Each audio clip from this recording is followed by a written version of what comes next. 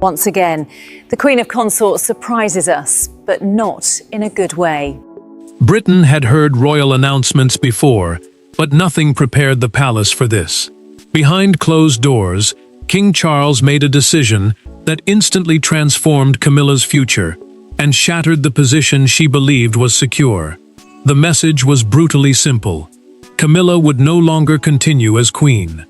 And when the words finally reached her, the silence inside the room became more powerful than any public declaration. Before we go deeper into what this really means for the royal family, make sure to subscribe so you don't miss a single update. Charles knew the senior aides summoned there understood the weight of the instruction before anyone spoke aloud. They had been called and told to prepare language governing Camilla's constitutional and ceremonial future. In simple terms, those duties covered the place she held beside the sovereign at state events, and the privileges attached to queenship. This was not a scheduling change. It was a removal of authority. Camilla did not move when the final wording reached her privately. She read it once, then again, slower the second time, before placing the page flat on the table. The queen consort had spent years believing that standing beside her husband had finally secured her place inside the monarchy. Now one sentence cut through that certainty. She looked at Charles and asked whether he had decided this before speaking to her. The king hesitated, and that hesitation wounded more deeply than any prepared explanation. He told her the decision was final. She understood immediately that this was not a temporary public relations adjustment, not a pause, and not a symbolic concession designed to calm criticism. Their marriage would remain, but her royal position would not. The distinction was cold, precise, and devastating. Then the document revealed something worse. Several ceremonial responsibilities were being transferred away from Camilla, including duties she had expected to perform beside the monarch during upcoming engagements. The clause proved the change had been planned carefully, with arrangements waiting behind the announcement. Someone had anticipated what would happen after her title disappeared. William had known before the wider royal household. The future king had been brought into discussions about the monarchy's next phase, while Camilla still believed her position was protected. That discovery changed the emotion in the room. Shock became suspicion. Hurt became anger. She no longer wanted only to know what Charles had decided.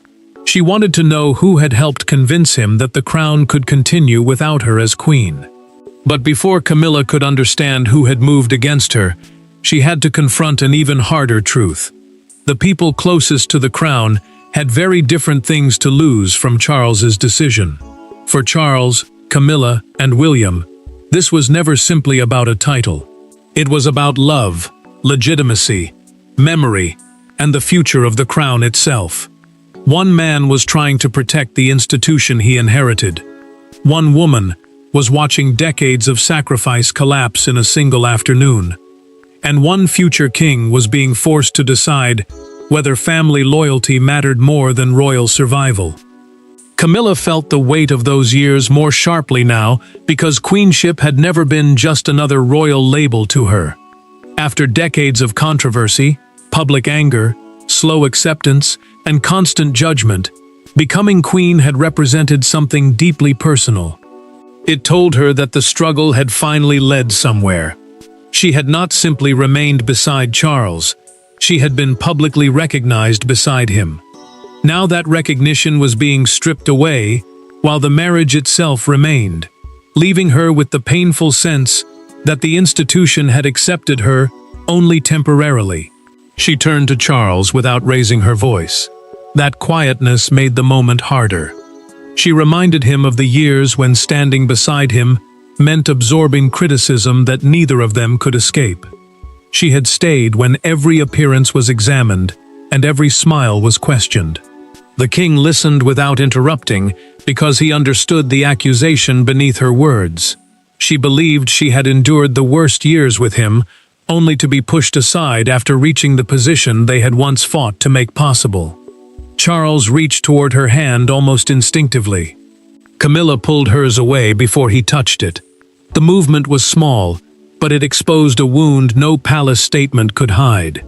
He admitted that the decision had cost him personally, yet he still believed the monarchy could no longer afford uncertainty around the authority of the heir. William's position mattered because the heir is the person next in line to become sovereign, making his role central whenever the future structure of royal power is being decided. Increasingly, Charles had relied on him when choices reached beyond one reign. William carried that responsibility uneasily. Alone before speaking with his father again, he carefully tested the words he intended to use about Camilla. He did not want concern over royal boundaries to sound like cruelty toward a woman who had shared Charles's life for decades. Yet the future king also believed that avoiding the problem now would only make it more dangerous later. That conflict left him tense before he even entered the conversation. Camilla's suspicion deepened when the revised ceremonial calendar arrived. Several engagements where she had expected to stand beside Charles now carried different names. Other senior royals had already been placed into spaces she assumed were still hers. The change had moved beyond discussion. Someone had planned the transition before she was personally told it existed. Then one altered engagement stopped her cold. She recognized it immediately because it traced back to a private confrontation months earlier, a moment when William had challenged the limits of her authority, and Charles had been forced to listen. And when the palace looked back for the moment everything truly changed, one ceremony stood above all others, because what happened there quietly pushed Charles toward the decision Britain had just witnessed. Every royal crisis has a moment that seems ordinary, until history gives it meaning. In this story, that moment came months earlier inside Windsor Castle, during a ceremonial planning meeting that should have lasted less than an hour. Instead, one argument exposed a division over Camilla's authority so deep that Charles walked away shaken, and William never forgot what he heard. Camilla had been carrying more responsibility as Charles increasingly delegated parts of the royal workload during periods of strain, and that had quietly changed how she saw her own place. The queen consort no longer believed she was simply standing beside the monarch. She believed some decisions should carry her independent weight. That distinction mattered because major royal ceremonies are not just formal occasions. They also reveal hierarchy, precedence, and who speaks with authority inside the institution. William had already grown uneasy. The prince understood that his position as heir placed him directly inside decisions affecting the monarchy's future. Yet he felt the lines around Camilla's role were becoming harder to read. He was not objecting to her presence. He was objecting to uncertainty. If the boundary between spouse, sovereign, and future king remained blurred, he feared every later disagreement would become more personal and more dangerous. Then the meeting turned. Camilla insisted that a disputed seating and precedence arrangement for an upcoming state ceremony remain under her direction. William pushed back, telling her the placement affected his household and the future shape of royal representation. She refused to yield. The air tightened as Charles tried to calm them, but neither stepped away from the deeper issue beneath the chairs and names. Camilla looked directly at William and told him he could not begin acting like monarch while his father was still on the throne. The future king fell silent. Charles stiffened immediately because the argument had crossed a line. What had begun as ceremonial planning was now about succession, loyalty, and whether his wife believed the heir was reaching for power too soon. The king knew that sentence would not disappear once the meeting ended. William left without another confrontation, but his silence carried weight. Charles remained behind with Camilla, and finally asked the question he had been avoiding. Did she see her authority as separate from his own? She answered without hesitation. Queenship, she said, had to mean something in its own right. That was the sentence he remembered later, because it transformed a disagreement over protocol into a question about power. Charles acted quietly afterward. He commissioned a confidential memorandum defining the limits of authority belonging to the sovereign, the heir, and the consort. A memorandum in this context was a formal internal document laying out responsibilities and boundaries in plain terms. What began as a private clarification soon became the foundation for something far more serious. Months later, Charles carried that document into a private meeting with Camilla. This time there would be no aids, no ceremony, and nowhere for either of them to hide. The argument at Windsor created the fracture, but the confrontation that followed would decide whether Charles still saw Camilla as his partner in the monarchy or only as the woman he loved. There were no cameras, no courtiers, and no carefully prepared smiles when Charles finally faced Camilla. Only two people remained in the room: a husband carrying the weight of the crown, and a wife who realized that the institution she had spent years entering was about to close a door behind her. Then Charles spoke 6 words that ended every possibility of negotiation. "I have made my decision." Camilla held his gaze because she already knew what sat behind those words.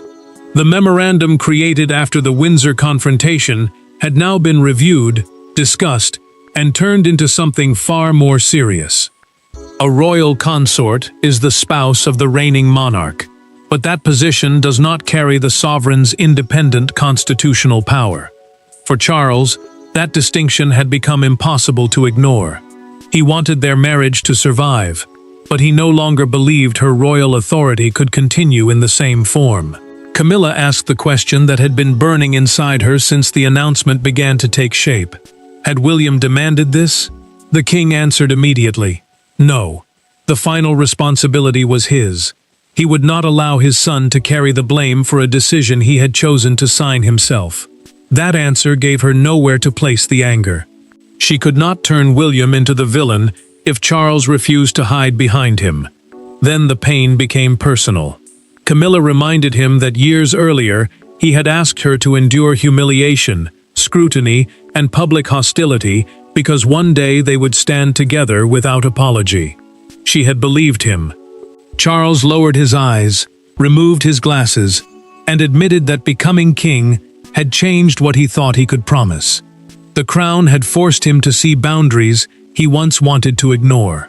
Camilla barely moved.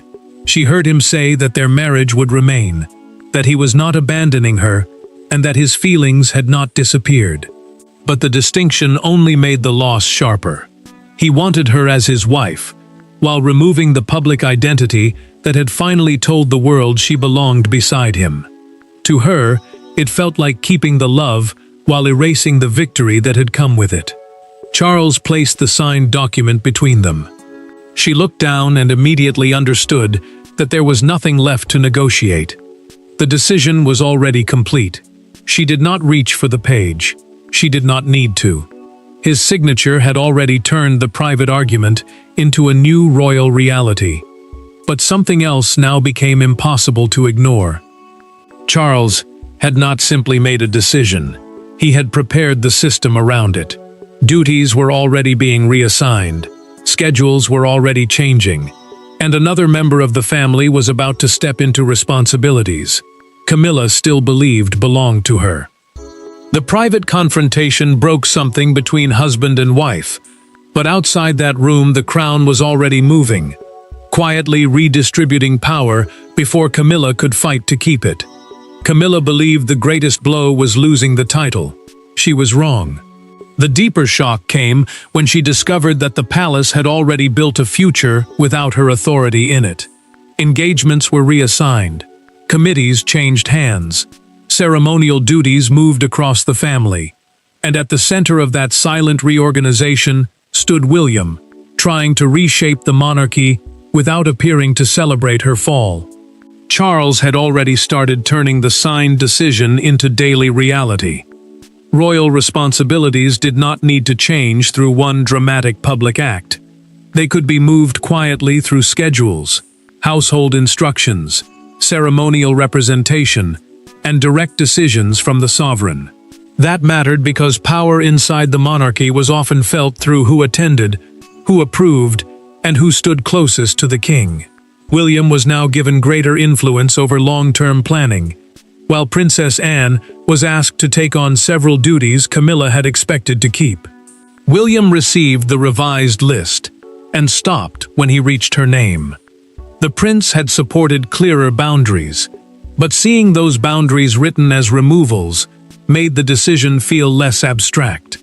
He was not celebrating. He understood that every line crossed out represented a public role Camilla had once treated as proof that she belonged. After a long pause, he approved the changes, knowing that delaying them would only deepen the confusion Charles wanted to end. Anne felt the danger from another direction. She spoke privately with Charles and told him that removing authority was one thing, but humiliation was another. The princess warned that if Camilla was made to feel publicly discarded, the family damage would become harder to control than the institutional problem itself. The king listened because Anne rarely softened difficult truths.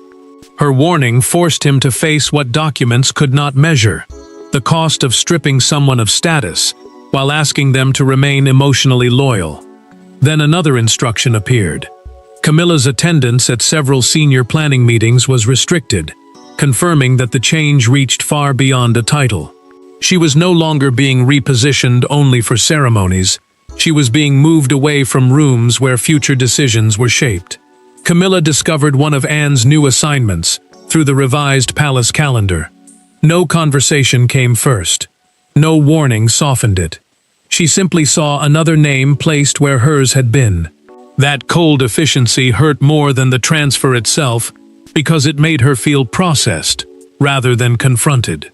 Within days, the first real test arrived. Camilla prepared for an engagement she had attended before, expecting the familiar rhythm to continue despite everything. Instead, she learned that her chair had been removed, her briefing papers reassigned, and her place in the procession erased. Titles could be discussed in private, but consequences could not. Soon Camilla would walk directly into the new reality Charles had created, and discover what losing queenship actually felt like. The announcement became real not when Charles signed the order, but when Camilla encountered an empty space where her authority used to be. One scheduled appearance was enough. A chair had vanished. Her briefing folder was gone. Staff members who once waited for her instructions now looked elsewhere. Nothing dramatic had to be said. The room itself told her that the monarchy had already moved on. Camilla arrived expecting to help prepare for a major royal reception, an event where she had once held a clear coordinating role beside Charles. That mattered because these gatherings were not simply social occasions. They showed who represented the crown and who carried responsibility inside the royal household. Now Anne had been placed in the senior supporting position, while practical questions were being directed toward the king's office and William's team. Camilla stopped when she noticed the missing chair. The queen consort looked at the space for several seconds before asking, quietly, whether she was expected to remain. No one answered immediately. That hesitation told her more than any formal instruction could. She had spent years entering rooms where people once doubted her presence. Now, after finally reaching the center of royal life, she was being made to feel like a guest inside it. Charles watched her reaction and said nothing at first. The king knew exactly what the new arrangement meant, and his silence made the distance between them painfully public. She looked toward him, waiting for some sign that he understood what had just happened. He did understand. That was what hurt most. Anne found Camilla later and spoke to her privately. The princess made one thing clear. She had never asked for the transferred duties and had no interest in turning the transition into a personal victory. She told her that responsibility had simply been placed in her hands and that she intended to carry it without humiliation or triumph. The admission removed one easy target for Camilla's anger. Anne was not the architect of this pain.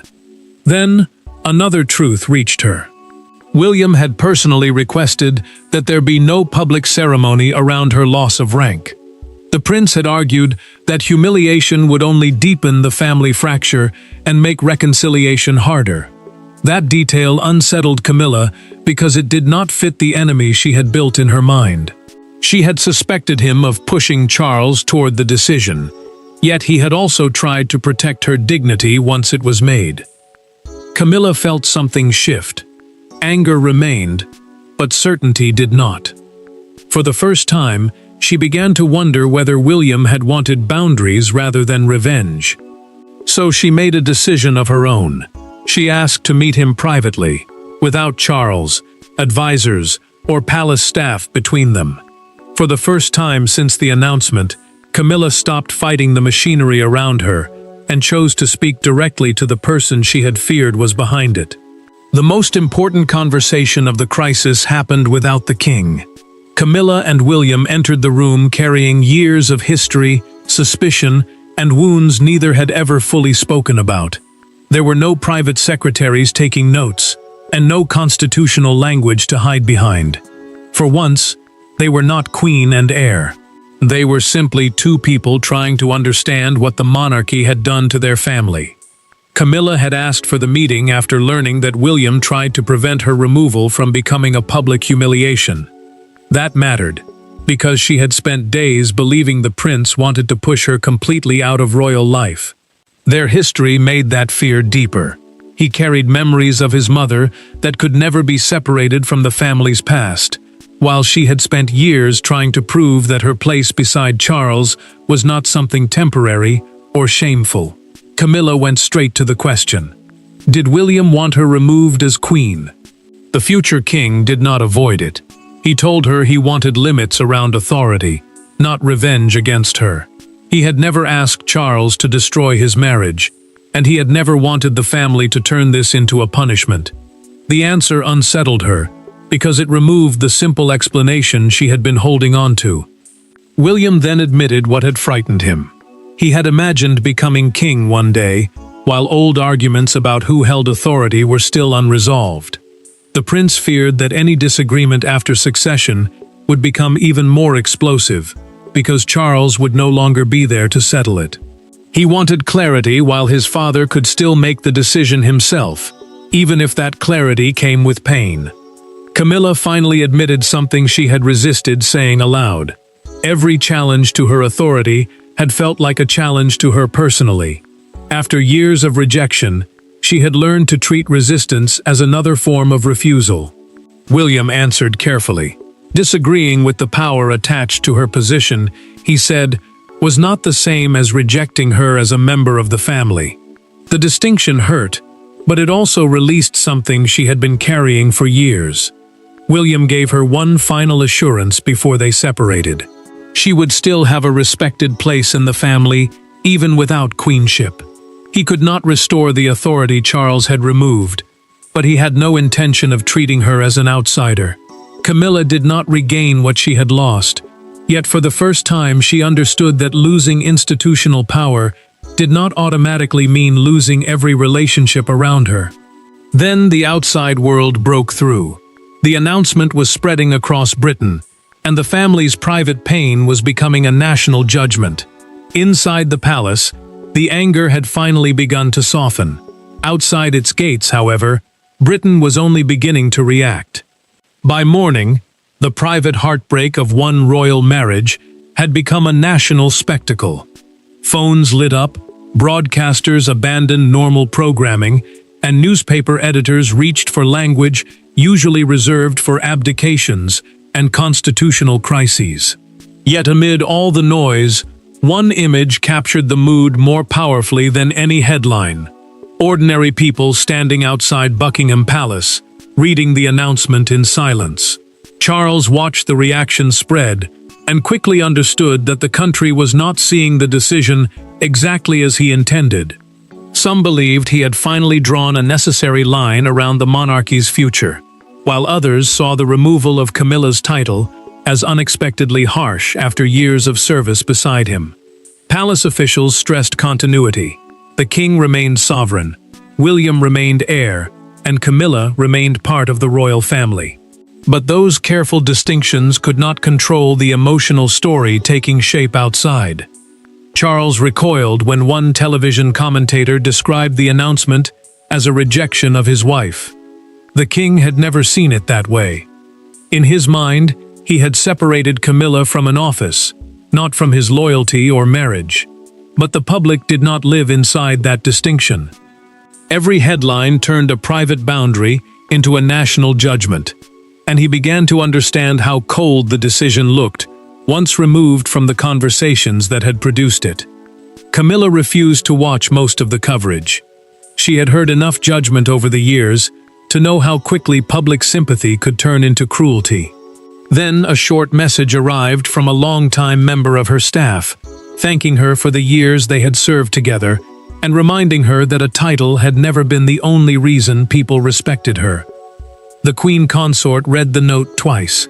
For the first time since the announcement, the emotion she had controlled finally broke through. Then one front page captured everything. A major morning newspaper published an image of Charles and Camilla walking in opposite directions, beneath the stark headline, "The Crown Without Camilla." Copies appeared in the hands of people gathering near Buckingham Palace, while broadcasters carried the image across the country. It reduced years of history, love, scandal, survival, and power into one brutal message. But the interpretation began to shift. One broadcaster framed the decision not as the end of their marriage, but as the moment Charles separated personal devotion from institutional succession. That distinction changed the tone of the debate. The story was no longer simply about a woman losing a title. It was about whether a monarch could protect the crown while still protecting the person beside him. Now Britain was waiting to see them together. The title had been taken, the country had judged, and the palace had changed. Only one question remained to be settled. Not by law or protocol, but by the way Charles and Camilla chose to face each other afterward. In the end, Camilla did not recover the title, reverse the announcement, or force Charles to retreat. That was never the final victory available to her. The real conclusion came when she stopped measuring her place by the crown she had lost. Standing beside the man who had made the hardest decision of their marriage, she chose something quieter. Dignity without power, family without authority, and an ending without revenge. Camilla understood that the final arrangements were no longer temporary. She would remain Charles's wife, and a respected member of the royal family, but the title, ceremonial position, and institutional authority of queen were gone. That mattered, because queenship had once represented her complete acceptance inside the monarchy. Now she had to discover whether belonging could survive without the public power she had fought so long to reach. William stepped into a clearer role in shaping the monarchy's future, while Anne continued several duties transferred during the crisis.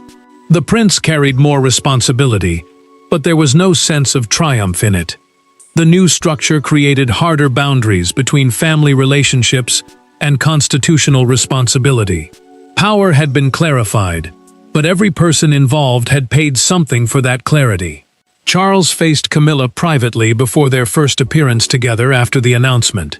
The king apologized for allowing palace procedure to make the decision feel colder than he had intended. He did not reverse what he had signed, and she did not ask him to. Instead, she finally told him what had hurt most. Losing the crown was painful, but discovering that he had prepared to take it away, before trusting her with the truth, had wounded her more deeply. Camilla watched, as Charles accepted those words without defending himself. That quiet acceptance gave her something the arguments had not: acknowledgement. He could not undo the decision, but he could admit how badly he had handled the human side of it. For the first time, husband and wife stopped arguing about authority and spoke honestly about the damage left behind. William joined them briefly before they stepped forward. Camilla thanked him for speaking openly with her when suspicion had been at its highest. The future king gave a small nod. There was no dramatic embrace and no sudden erasing of the past. But respect had replaced hostility, and that was enough. Then Charles and Camilla appeared together. She no longer occupied the ceremonial position she once held, but neither did she carry herself like someone defeated.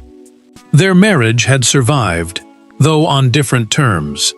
The monarchy had chosen institutional clarity over personal symbolism. Camilla had lost queenship, Charles had accepted the cost of drawing a boundary, and William had inherited greater responsibility rather than victory. Camilla entered this crisis believing that losing the title of queen would erase everything she had fought to become. Instead, the final moment proved something more complicated. Crowns can define public power, but they cannot completely define a human life. Charles changed the monarchy forever, and Camilla, stripped of queenship but still standing, chose to leave the battlefield with her dignity intact.